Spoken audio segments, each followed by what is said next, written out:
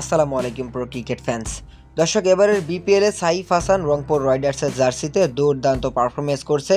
Alex হেলসের সঙ্গে তিনি দুটো ম্যাচেও কিন্তু দুর্দান্ত পার্টনারশিপও করেছেন এবং এই ইংলিশ ব্যাটার অ্যালেক্স হেলসের মনটাও কিন্তু তিনি খুব ভালো মতোই জয় করে নিয়েছেন।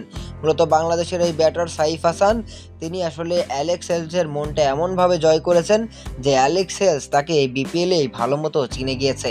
তাই তো অ্যালেক্স হেলস সাইফ হাসানকে নিয়ে বলেন, সাইফ হাসান ছেলেটার প্রতিভা আছে, আমি তাকে এই বিপিএলে ভালোভাবে চিনলাম, সে খুব শীঘ্রই বাংলাদেশ ন্যাশনাল টিমে খেলবে।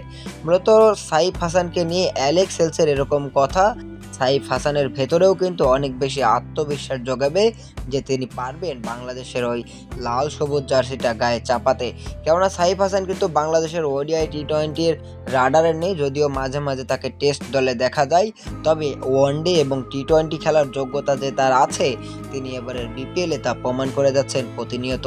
তো শেষ পর্যন্ত অ্যালেক্স হেলস ইংলিশ এই ব্যাটারের মুখ থেকে এই কথা শোনার পর আমরা আশা করি সাইফ হাসান আরও দুর্দান্ত হয়ে রংপুরের জার্সিতে মাঠ মাতাবেন এবং খুব শীঘ্রই বাংলাদেশের লাল সবুজ জার্সিটা তিনি গায়ে চাপাবেন। তো দর্শক, আপনার কি মনে হয় সাইফ হাসান কি পারবে তার এই দুর্দান্ত ফর্ম ধরে রেখে বাংলাদেশের ওই লাল সবুজ জার্সিটা গায়ে চাপাতে?